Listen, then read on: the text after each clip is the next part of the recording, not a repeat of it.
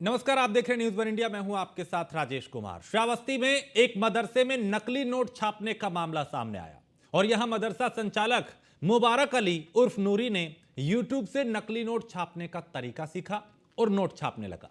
इस मामले की भनक लगी तो पुलिस ने छापेमारी कर दी और पुलिस ने मदरसे से प्रिंटर, लैपटॉप, स्याही और कैश भी यहां से जो नकली नोट थे वो बरामद किया और हथियार भी बरामद किए हैं। मामले में 5 आरोपियों को गिरफ्तार किया गया है। बताया जा रहा है कि मदरसा संचालक की 5 बीवियां हैं जिनमें एक मदरसे में पढ़ाती है।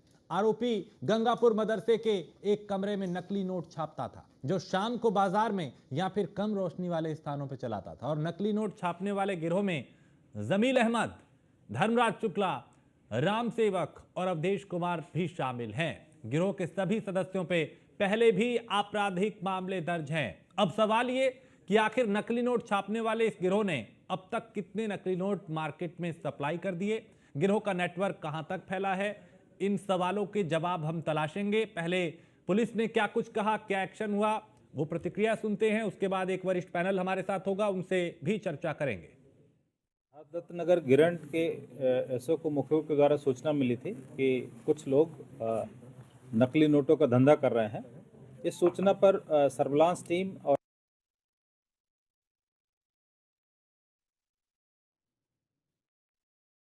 दत्तनगर गिरंट के एसओ को मुखियों के द्वारा सूचना मिली थी कि कुछ लोग नकली नोटों का धंधा कर रहे हैं। इस सूचना पर सर्विलांस टीम और एसओ गिरंट और CO city Bhinga additional SP के पर्यवेक्षण में ये टीम काम कर रही थी। इस बीच एक व्यक्ति जो नानपारा बहराइच से का रहने वाला है, उसको उठाया गया तो उसके पास से कुछ नकली नोट और असली नोट बरामद हुए। उसकी निशानदेही पे 4 अन्य अभियुक्त पकड़े गए। कुल मिला के 5 अभियुक्तों से और सभी के पास से कुछ असली और नकली नोट बरामद हुए, जो कुल संख्या में लगभग 35,400 नकली नोट और 15,000 रुपये असली नोट बरामद हुए हैं। इसके साथ ही इनकी निशानदेही पे मल्लीपुर की मस्जिद में, जिसका नाम मदरसा फजर नबी है, उस मस्जिद के मैनेजर को पकड़ा गया और उनके पास से एक कलरफुल प्रिंटिंग मशीन और मोबाइल आदि बरामद हुए हैं, जिसमें से वो नकली नोट असली नोट से छाप करके और उसको मार्केट में चला देता था। सवाल ये कि नकली नोट छापने की मशीन आखिर मदरसे में पहुंची कैसे और क्यों इस तरह की जगहों को चुना जाता है इस तरह की गतिविधियां करने के लिए। तालीम की आड़ में यह खेल कब से चल रहा था, सवाल यह भी है। और काली कमाई का पैसा इस्तेमाल कहां होता था, सवाल यह भी है। और कितने मदरसों में इस तरह की अवैध गतिविधियां जो हैं, गैर कानूनी गतिविधियां जो हैं वो हो रही हैं।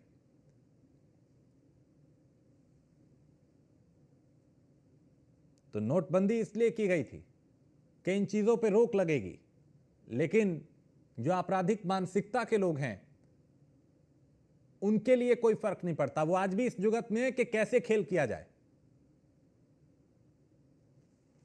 तो मदरसे में नकली नोट छापने की फैक्ट्री चल रही थी और इसके संचालक और कुल 5 आरोपी जिनको गिरफ्तार किया है, इनके पास से कैश भी बरामद हुआ, नकली नोट भी बरामद हुए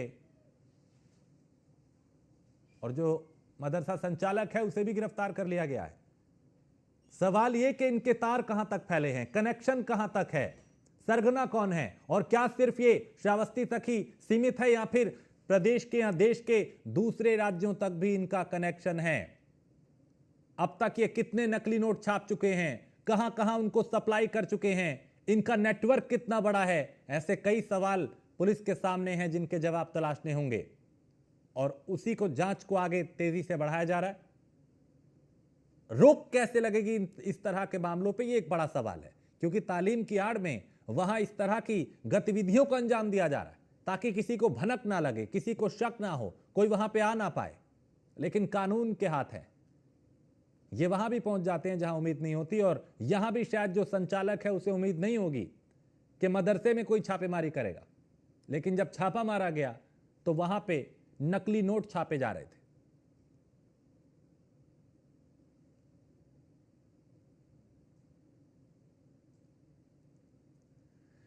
तो नकली नोट छापने का सरगना मदरसे का प्रबंधक बताया जा रहा है। और इस सरगना की, जो इस गिरोह का सरगना है, संचालक मदरसे का, उसने 5 शादियां की। यूट्यूब से सीख लिया नोट कैसे छापने। तो मुख्य आरोपी समेत गिरोह के 5 सदस्य गिरफ्तार किए हैं। नूरी बाबा उर्फ मुबारक अली को गिरफ्तार किया है।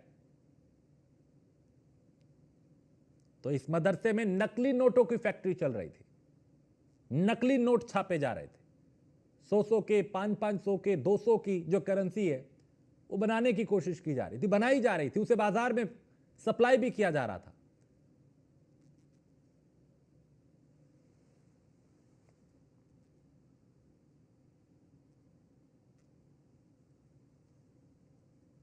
तो जब नोटबंदी की गई थी तो इसीलिए की गई थी कि ये फेक करेंसी, जाली नोट, नकली नोट जो चलन में आ गए थे उनको कैसे बाहर किया जाए।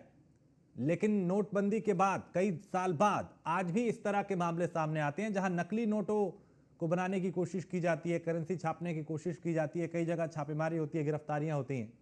सवाल ये कि ये कैसे रुकेगा, कैसे लगाम लग पाएगी।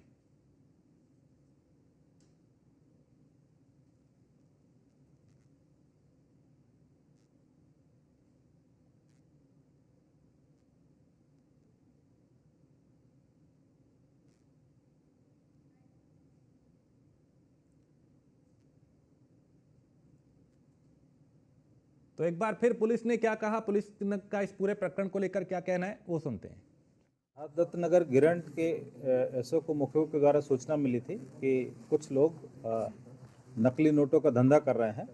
इस सूचना पर सर्विलांस टीम और एसओ गिरंट और CO city Bhinga, additional SP के पर्यवेक्षण में ये टीम काम कर रही थी। इस बीच एक व्यक्ति जो नानपारा बहराइच से का रहने वाला है, उसको उठाया गया तो उसके पास से कुछ नकली नोट और असली नोट बरामद हुए। उसकी निशानदेही पे 4 अन्य अभियुक्त पकड़े गए, कुल मिला के 5 अभियुक्तों से, और सभी के पास से कुछ असली और नकली नोट बरामद हुए, जो कुल संख्या में लगभग 35,400 नकली नोट और 15,000 रुपये असली नोट बरामद हुए हैं। इसके साथ ही इनकी निशानदेही पे मल्लीपुर की मस्जिद में, जिसका नाम मदरसा फजल नबी है, उस मस्जिद के मैनेजर को पकड़ा गया और उनके पास से एक कलरफुल प्रिंटिंग मशीन और मोबाइल आदि बरामद हुए हैं, जिसमें से वो नकली नोट असली नोट से छाप करके और उसको मार्केट में चला देता था। दत्तनगर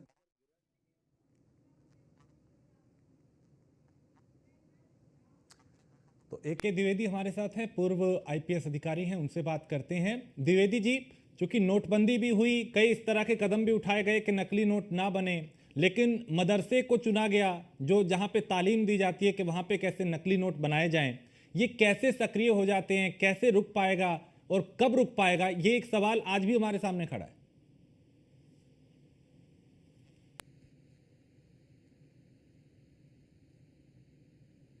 द्विवेदी जी, आवाज मिल पा रही है?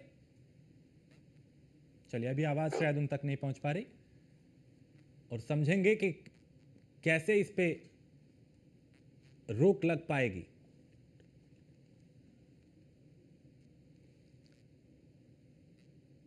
तो मदरसे में नकली नोट छापे जा रहे थे, और दुर्गेश हमारे संवाददाता भी है, हमारे साथ हैं श्रावस्ती से। दुर्गेश, कैसे इसका खुलासा हुआ, कैसे ये पकड़े गए, कब से ये लोग इस काम को अंजाम दे रहे थे, और पूरे इस गिरोह को लेकर क्या जानकारी मिल पाई है, कहां-कहां इनका नेटवर्क फैला हुआ है? जी बिल्कुल, आपको बता दें, श्रावस्ती जनपद के मल्लीपुर थाना क्षेत्र के अंतर्गत गंगापुर गांव के स्थित एक मदरसा है, जहां पर मदरसा जो प्रबंधक है उनके द्वारा ये YouTube पर एक वीडियो देखा गया कि नकली नोट कैसे छापी जाती है। YouTube के माध्यम से ये 5 लोग, इनका गिरोह था। इनका लगभग एक गिरोह 1 साल से लगभग 1 साल से अधिक श्रावस्ती में नकली नोटों का ये संचालन करते थे। बहराइच और सूत्रों से मिली जानकारी कि नेपाल में ये नकली नोटों का संचालन करते थे। ये इनका गिरोह 5 लोग थे, और ये मुखबिर को सूचना मिली थी। पुलिस ने मुखबिर को सूचना दी कि श्रावस्ती के मल्लीपुर थाना क्षेत्र के अंतर्गत एक मदरसे में नकली नोटों का कारोबार चल रहा है, जिस पर अलग अलग क्षेत्रों में ये नोट को खपत करते हैं और नोट चलाते रहते हैं। तो जिस पर पुलिस अधीक्षक घनश्याम चौरसिया ने एक टीम गठित की थी, जिसमें टीम ने ये बड़ा खुलासा किया है और नकली नोट छापने वाले गिरोह का पर्दाफाश किया है, जिसमें वैसे 5 लोग गिरफ्तार हुए हैं। और जो बताया जा रहा है कि जो मदरसा संचालक थे, उनकी पत्नियां भी इसमें सम्मिलित थी। और बताया जा रहा है कि जो कम पढ़े लिखे क्षेत्र वाले हैं, वहां पर ये नकली नोट चलाते थे। श्रावस्ती से बहराइच तक ये नोटें चलती रहती थी और बहराइच के भी कुछ लोग इसमें सम्मिलित थे। जी ठीक है, पंकज लखनऊ से हमारे संवाददाता हैं। पंकज, चूंकि मदरसों को लेके योगी सरकार ने भी कई सख्त कदम उठाए, उसको लेके हाय तौबा भी खूब हुई, चाहे विपक्ष की तरफ से या मौलानाओं की तरफ से, लेकिन मदरसे में जहां तालीम की शिक्षा जानी, जहां पे तालीम दी जाती है, वहां ऐसी अवैध गतिविधियां की जा रही थी। ये अपने आप में बड़ा सवाल उठता है। देखिए बिल्कुल जी, बिल्कुल कहीं ना कहीं ये जो गिरोह लोग हैं पूरी तरीके से एक्टिव है। यही वजह है कि की बात लगातार सामने आती रहती है, एक्टिविटी की बात लगातार सामने आती रहती है। ऐसे में अब श्रावस्ती में मदरसे के अंदर यानी मल्लीपुर थाना क्षेत्र के मदरसे के अंदर अगर इस तरह से कार्य किया जा रहा है तो कहीं ना कहीं इसमें कई तार जुड़े मिल सकते हैं। हालांकि पुलिस ने जो असली अभियुक्त है यानी कि 5 लोगों को गिरफ्तार किया गया है, जिसमें कि मेन मुबारक अली उर्फ निवासी लक्ष्मणपुर का है। और इसको पुलिस की निशानदेही यानी कही कि मुखबिर के सूचना पर उसके बाद इन्होंने दबिश दी और मदरसे में उनको प्रिंटर भी मिला है और हाई लेवल का जो पेपर है वो भी मिला है। नोट में किस पेपर का इस्तेमाल किया जाता है वो भी मिला है। आपको बता दें कि लगभग 35,400 रुपए के नकली नोट मिले हैं। यही वजह है कि लगातार जिस तरह से योगी सरकार गुंडों के ऊपर आपराधिक और जिस तरह से मदरसों में एक्टिविटी उसमें लगाम तो लगा रही है, लेकिन जो तमाम सारे गैंग है वो एक्टिव है। यानी सबसे महत्वपूर्ण बात है कि ये उत्तर प्रदेश के यानी कहिए कि नेपाल से जुड़ा हुआ सरहद है, यानी श्रावस्ती भी नेपाल से जुड़ा हुआ है, बहराइच भी श्रावस्ती से जुड़ा हुआ है। तो कहीं ना कहीं यहाँ पर ये लोग ये नोट छापने को अंजाम देते हैं और इस पैसे को सीधे नेपाल में जाके सप्लाई करते हैं। नेपाल में चूंकि नेपाल की करेंसी है नहीं, इसलिए वहाँ पर जांच इस तरह से हो नहीं पाती। यही वजह है कि गैंग लोग एक्टिव होकर इस तरह से काम कर रहे हैं। सबसे बड़ी बात है कि मदरसा के आड़ में इस तरह से काम किए जा रहे हैं, तो कहीं ना कहीं ये बहुत बड़ा सवाल खड़ा करता है। आखिर जब यहाँ पर जो अल्पसंख्यक मंत्री है ओपी राजभर से बातचीत की गई तो उन्होंने ये कहा है, इन्होंने साफ साफ कहा है कि अब जितने भी मदरसे हैं सबकी जांच की जाएगी कि उसके अंदर क्या क्या एक्टिविटी होती है, किस तरह से कार्य होता है। और यही वजह है कि मदरसे में हमेशा से सवाल खड़े होते रहे हैं। अब नेपाल से सटा हुआ ये बॉर्डर है श्रावस्ती और उसके बाद बहराइच, और कहीं ना कहीं बहराइच और श्रावस्ती के तार जुड़े हुए मिले पाए। एसपी ने वहाँ पर प्रेस कॉन्फ्रेंस भी की और बताया कि क्या क्या चीजें मिली। वहाँ पर 315 के बिल्कुल पंकज, ये अपने आप में बहुत बड़े सवाल हैं जो ये बताते हैं कि आखिर कैसे अब तक ये फल फूल रहे हैं और वो भी मदरसे जैसी जगह में। द्विवेदी जी हमारे साथ हैं। द्विवेदी जी, क्योंकि मदरसा जहां तालीम दी जाती है वहां पे नकली नोट छापे जा रहे थे, ये अपने आप में बहुत बड़ा सवाल है। फिर नेपाल कनेक्शन भी आ गया। सर कैसे रुक पाएगा ये? क्यों इनमें डर नहीं है इस तरह की गतिविधियों को करने वालों? देखिए, ये अवैध गतिविधि पुलिस की कार्यवाही के बाद ही रुकेगा और मदरसे जैसे जो शिक्षण संस्थान है जहां पर बच्चों को शिक्षा दी जाती है, अगर वहां पर नकली नोट प्रिंट किए जाएंगे और बाजार में या नेपाल में चलाए जाएंगे तो ये बड़ा दुर्भाग्यपूर्ण और बड़ा दुखद बात है। तो निश्चित रूप से ये पुलिस की कार्यवाही के बाद ही रुके जाएंगे। और जैसा अभी कहा जा रहा है कि मदरसों की जांच होगी इस विषय में, तो जांच होने से भी इन ऐसी गतिविधियों पे रोक लगेगा। एक चीज मैं आपके दर्शकों की जानकारी के लिए बता दूं जी, वर्ष 2006, 7, 8 के आसपास फर्जी नोट ISI जो पाकिस्तान की एजेंसी है वो छपवा करके नेपाल के माध्यम से भारत में भेजती थी। और खास तौर से नेपाल बॉर्डर से मालदा जो पश्चिम बंगाल में है वहां आते थे।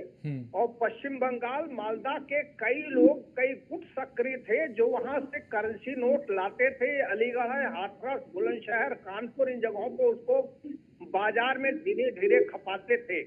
और 2008 में ही मैं जो याद कर पा रहा हूँ, बलरामपुर जिले में, या हो सकता है आसपास का कोई जिला हो, मैं थोड़ा भूल रहा हूँ, वहां पर ये बैंक के, सरकारी बैंक के करेंसी चेस्ट में लाखों रुपए नकली जो है फर्जी नोट बरामद हुए थे। हाँ। पुलिस ने बरामद किए थे।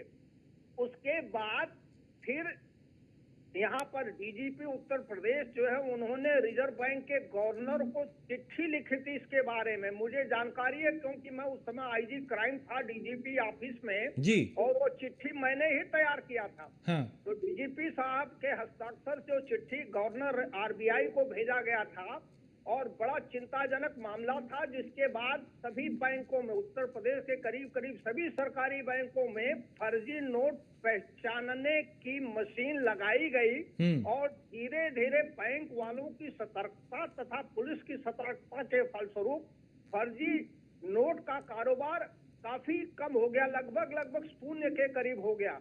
लेकिन उसमें पुलिस भी सक्रिय रही और बैंक के लोग भी सक्रिय रहे। हर बैंकों में इस तरीके की मशीन लगी थी और सतर्कता से ये चीजें कम हो गई थी। अब जो बात आज सुनाई पड़ रही है कि वहाँ श्रावस्ती और बहराइच की बात असलियत में है। श्रावस्ती तो कुछ सालों पहले बहराइच का हिस्सा हुआ करता था। सन 96-97 में मैं एसपी बहराइच था तो श्रावस्ती बहराइच का हिस्सा हुआ करता था। और उत्तर प्रदेश के 7 जिले हैं, बहराइच है, खीरी, बलरामपुर, गोंडा, ये सब जो नेपाल बॉर्डर से लगते हैं और नेपाल बॉर्डर से भारत के जनपदों में प्रायः सामान्य रूप से आना जाना बना रहता है। जी। तो एक फर्जी नोट नेपाल में खपाए जाए या भारत में खपाए जाए तो ये जुर्म तो है ही, अपराध तो है ही जी। लेकिन ये एक नया डायमेंशन है कि अब मदरसे में इस तरीके की बात हो रही है तो बड़ा दुखद बात है, चिंताजनक बात है। लेकिन ये चिंता दूर हो जाएगी जब मदरसों की इस नजरिए से जांच होगी, पुलिस चौकस रहेगी, सतर्क रहेगी और मदरसे के लोग भी जो उसके प्रबंध वगैरह देखते हैं वो भी सतर्क रहेंगे, तो ये चीजें बंद हो जाएंगी। थोड़ा समय लग सकता है इसमें। ठीक है, यानी पुलिस की कार्यप्रणाली जो है उससे और सख्त करना पड़ेगा, तब यहाँ पे ये रुक पाएगा। बहुत शुक्रिया द्विवेदी जी हमें वक्त देने के लिए। पंकज आप मेरे साथ बने रहिए, चूंकि एक बड़ी खबर इस वक्त आ रही है और आपको बताएं कि